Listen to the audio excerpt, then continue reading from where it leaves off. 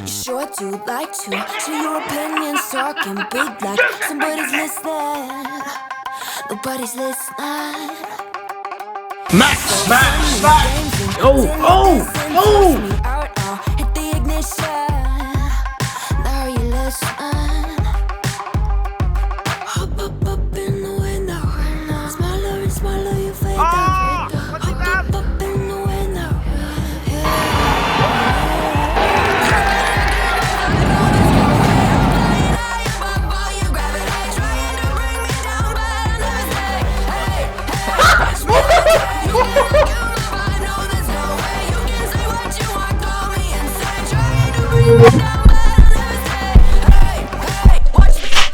Hello, it's your boy Davidoff. Welcome back to Movie Monday. So for the rest of the year, we're going to watch Christmas films and Christmas films only. I am watching two versions of the same film today, and it's in the title. How the Grinch Stole Christmas. I've never seen the Grinch. I've heard about the Grinch, heard about who the Grinch is, never actually seen the Grinch. So I know there's 3 versions. The other one I'll save for the last Movie Monday of the year, on December 30th, I think. I know that's after Christmas Day, but Christmas is actually 12 days, and the 12th day is January 5th. So the December 30th is fine, so we'll do it then, and in between we'll do other Christmas films I haven't seen yet. But yeah, I'm going to review it, of course. I'm going to watch it first. So I'm going to watch the 1966... Yeah, 1966 one first, only 26 minutes long. It's a TV movie. And the other one is from 2000. It is almost 2 hours long. And it's a live action one starring Jim Carrey. The first one is animated, as far as I know. So the first one's synopsis: the Grinch, who is bitter and hateful, is irritated by the thought of a nearby village having a happy Christmas. I wonder why. He decides to raid the village, disguised as Santa Claus, with his dog dressed as a reindeer, to steal all the Christmas items. And the synopsis for the Jim Carrey one: inside a snowflake exists the magical land of Whoville. In Whoville live an almost mutated sort of folk, the Whos. Of the Whos love Christmas, yet the Grinch lives. The Grinch is a creature that hates Christmas and plots to steal it away from the Whos, whom he abhors. Well, what is this wordplay? Yet Cindy Lou, who a small child decides to take to befriending the Grinch. So the Grinch makes a friend as well. Interesting. So, yeah, I just know the Grinch is someone that hates Christmas. Or at least, like, someone told me he doesn't hate Christmas, he hates people who celebrate Christmas. But he hates people. I think that's more... It's more about him hating people, but there's got to be a reason why he hates this so much, right? So hopefully they allude to that. And end of the month I'll watch the Benedict Cumberbatch one, which I think that's animated, that one.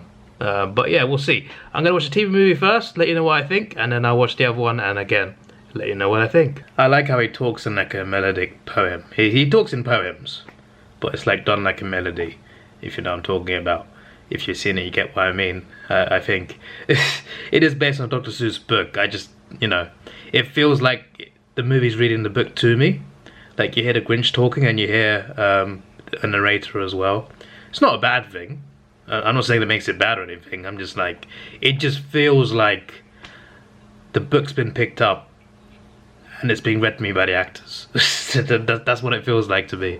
But it's an interesting way to tell a story, and it is based on Dr. Seuss' book, so it does kind of make sense as well. And obviously this was like a short 26-minute film. You know, it's not like a full-length, feature-length movie, so it makes sense, it makes sense. I don't think I've read many Dr. Seuss books, should I? Cat in Hat I read that in primary school. I'm sure there's others I've read that I don't remember the names of, but I just remember Cat in the Hat. Never read The Grinch though. And I'm sure there was plenty of Dr. Seuss in my school, in the library section. Wow, so he didn't just steal presents, he stole everything. Cleared out the fridge, all the Christmas food, the Christmas trees, everything. Left no crumb. He even took the log for the fire. What's going on? There's And a part as well is where there's a 2-year-old girl wakes up. Well, it says no older than 2, but 2 or under. And she's like, because he's dressed as Santa Claus in a disguise. I think I'd mentioned that in the narration anyway at the start of synopsis at the start of the video. But yeah, she's asking Santa, well, Santa Claus, why are you taking your Christmas tree? And he made up a lie that he's gonna go fix it up and come back because there's a light broken, and that lie worked. It would work on a 2-year-old. But yeah, for a moment it seemed like he had a bit of sympathy or something, because before he said that lie, for the first time in this heist, he whimpered. He looked a bit upset. It almost looked as if he felt bad for that child. And then he went back to doing his stuff. But I'm just like, that's interesting. Definitely something from his past has made him this way, because it definitely seems like, I mean, not seems like, I think it definitely is. He has an issue with the people in this town. They must have done something to him pretty bad for him to be this crazy. And it is over. Very short, of course. It was good. He thought he stole Christmas, but the people still came out singing. They were still happy. It's not the noise he expected to hear over the horizon coming out the snow. But yeah, he kind of like learnt that there's a little bit more to Christmas, and he learned the true meaning of Christmas. And it seemed, obviously it's not much, obviously because it's a short film, it's not much like build up, but he becomes nice. And he returns the presents back to the town folk, and even has food with them, including the 2-year-old girl who is sitting next to him at the dinner table. So yeah, a nice ending in the end. I'm not the best at explaining things, but I would give it an 8 out of 10. An interesting story, but it's just funny how he spent the whole movie hating, and the last 2 minutes he's nice. I'm sure the Jim Carrey version will add a lot more detail to it. Looking forward to it. Jim Carrey does a good job portraying crazy characters. I love that guy. I'm looking forward to seeing him again in Sonic. One of the, in terms of the genre of I was going to say the genre of category. In terms of the genre or the category of comedy, Jim Carrey is one of the best to ever do it in terms of acting. So I'm really looking forward to this one. Let me watch it and I'll tell you what I think. So there's narration in this one as well. I'm trying to see what the people look like, because it seems like in the original animation, a few people looked like the Grinch but a different color, and he was green. It's so far it seems like they look very human. No. I've just seen close-ups of their faces. No, they don't look human. They have these interesting, peculiar faces. So I'm gonna assume Jim Carrey looks like that, but green. That's probably Anthony Hopkins as a narrator. Before I recognised that, I also recognised the narrator voice for the 66 film. I don't know who it was. I did IMDb it, and I'm just like, I went to look at what else he was in, and I didn't really recognise any films he was in, but his voice sounded so familiar to me. I'm just like, oh. Anyway, that is from 66. Anthony Hopkins I know a bit more about, and he's perfect for this narration. I also saw a little girl, and she looked oddly similar to the animated movie, so I think that's the same character. I think so. She also looks the most human, like she has the most human face, and the same thing in the animated film as well. She had a human face. Bro, the Grinch face is crazy. Like, I can't even tell it's Jim Carrey from looking at it, but I can hear it's Jim Carrey. I can hear the Jim Carrey sort of like dialogue, like the way he talks in movies. I can hear that. But I just can't see Jim Carrey, which is pretty damn good. Like, it's I assume it's all like actual like practical makeup and stuff. Looks incredible. And even when he smile, he does the Grinch smile, the cunning smile, and I'm just like, that looks really good for live action. Like, really good. Was it anime? Was it CGI'd, or was it makeup? Maybe a bit of both. You know what? I'm not going to Google it. I'm just gonna leave it to my imagination. I'm not gonna Google it at all. I feel like it's a good mystery. His dog looks so innocent as well. I mean, the Grinch's dog looked innocent in the animation, but like, 'cause it's an actual dog, it just I'm just like, how does such a nice dog end up with the Grinch? Maybe it sees something in his heart that can be rejuvenated. But yeah, the whole town knows about the Grinch. I don't think they alluded to this in the animated film. They know who the Grinch is. They know he hates Christmas, and they know he lives somewhere not far away. There's some kids in the film that mess around in the mountains and find his house, and they get scared away. What I'm wondering is, if everyone's scared of the idea of this Grinch coming, why has he got a space in the mailroom? There's a mailroom with like everyone's mail from the town, right? There's a little like there's a little space where all the letters go, or whatever, Christmas cards, presents, whatever. The Grinch has a space in there. There's nothing goes in and out of it, because he doesn't send anyone anything. But why does the Grinch have a space? So the Grinch has a secret underground tunnel to get to the town from up in his mountain. It's quite mad. Fair enough. This guy's dedicated to his craft. So in Whoville, babies get dropped from the sky in baskets. Interesting way of birth. So the house that the Grinch lands at, so he gets an origin story, he gets a backstory to like why he's the way he is. So as a baby, he lands at a house that's in the middle of a party. So 2 a.m, he's stuck out in the snow as a baby.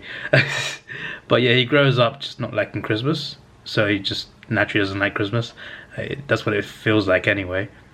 But when he's in school, when he's a young kid in school, he has a crush on someone, and he really likes her. And for the first time, he's in the Christmas spirit, because he wants to gift her something good. And another kid, who is, I think, the mayor of the town now, as an adult, it seems like it. One of the kids says, "You're 8 years old and you have a beard. You have no chance with her." So he wanted to shave his beard, give her a present. Gifted her the present. All the kids laughed at the present. She didn't laugh. She seemed to like him, actually. And he hid his face because he shaved off his beard, but he cut himself like 3 or 4 times. All the kids laughed at him, and he just had an angry fit of rage. I hate Christmas. Throws a Christmas tree, scares all the kids, and he ran off into the mountains and was never seen again. Until now, I guess. But yeah, it seems like the girl he liked actually did like him back though. Like, she was the only kid who did not laugh. Even the teacher was laughing. So that's quite interesting. So essentially, the Grinch was mistreated when he was growing up. That's why he is the way he is. Even though the backstory did show that he also didn't really like Christmas in the first place. But the people in Whoville is what really like drove him to like this more sinister version of him. Fair enough.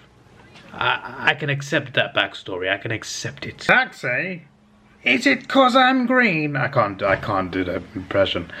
I love the level of effort Jim Carrey puts into this. Like, he does it in multiple roles. But I really love how, like, you can tell he's enjoying himself. Like, you can tell he's enthusiastic about it. The amount of effort he puts into this character is really fun to see. I really like it.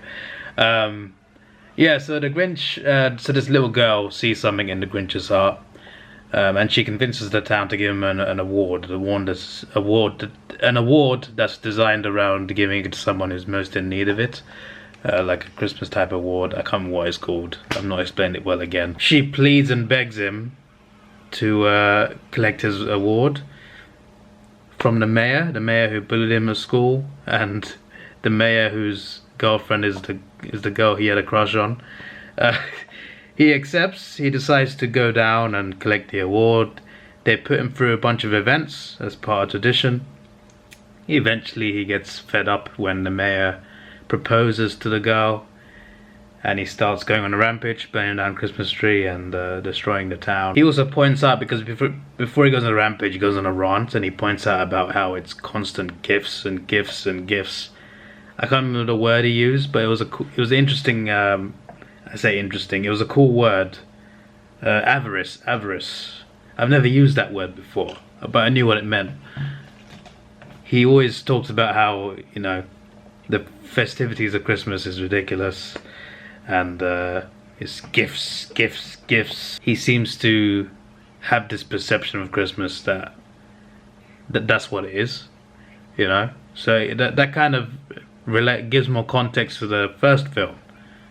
About, you know, towards the end he realizes there's a bigger meaning to Christmas than just the gifts, so just the physical side of it. So I like what they're doing. I'm looking forward to seeing, because this feels like the first one with a lot more context, and that's what you'd expect from a movie that's like over an hour long. I like how the narrator uses the exact same lines as the original to pay homage to that, and obviously because it's the same story.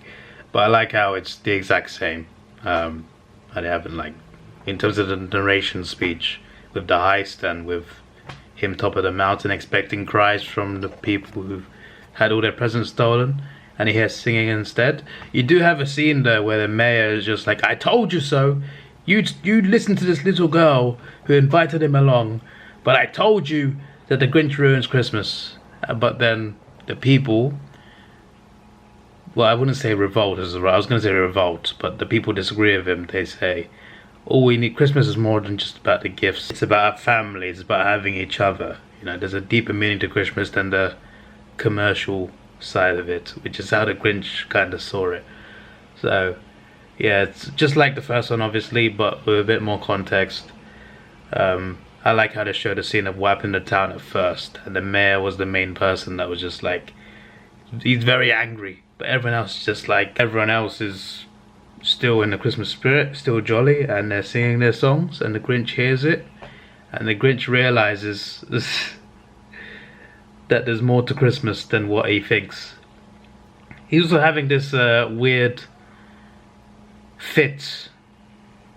Is this the literal representation of his heart getting bigger? Because he's sensing a new feeling and he's having a panic attack over it, it seems. The Grinch's small heart grew 3 sizes that day, and they show like a representation of his heartbeat getting bigger. So it literally was that. And now we're going to get to the part, I'm guessing, where he gives the presents back. Fair enough. Also, that girl he fancied at school, she still fancies him. Which is quite funny. Cindy Lou is the name of the girl. She went up there, up to the mountain, because no one should be left alone on Christmas. There's a scene added, so there's the part where his big bag of presents that he stole is about to fall off a cliff and he's trying to save it. He was going to push it off anyway, but when he saw the singing, when he heard the singing, he decided to pull it back up, and she happens to be on that bag of presents. What's going on? That part was not in the original. I wonder how much of this is in the book. I think I forgot to mention earlier, by the way, when the mayor was trying to propose to her in front of the Grinch, he was gifting her a car as well, which is partly why the Grinch went mad. But yeah, the Grinch and I've forgotten her name. The Grinch and Little Lou, I call her Little Lou. They go back down with all the presents that were stolen. He apologizes to the police officer who lets him go, and the mayor's girl decides to give the ring back to him. She never said yes anyway, and she says her heart belongs to someone else, who's the Grinch. So the Grinch gets the girl also. So fair enough. So he's got the girl, he's got a cool dog, and he's got a good friend in Little Lou. So fair enough. The movie is now over. I am very tired. I'll give that a 7.5 out of 10. I'm tired not because of the film, but because I worked a 10-hour shift today, and it is now past 4 in the morning. So I need to edit this and then get to bed ASAP. So I can wake up. I got a day off, thankfully, but it is Monday now. I want to get up because I got to get up early again for Tuesday for another 10-hour shift. Fun. So yeah, this is your boy Davidoff. Please like, share, subscribe. Thanks for watching. Have a good day. And next week, another Christmas film. Not the Grinch. Goodbye. Let's take it slow. Where you go, I go too. And if you hit the bottom, I'm going down with you. Let's take it slow. Who cares where we gotta be? You know you'll have a good time wherever you're with me. Let's take it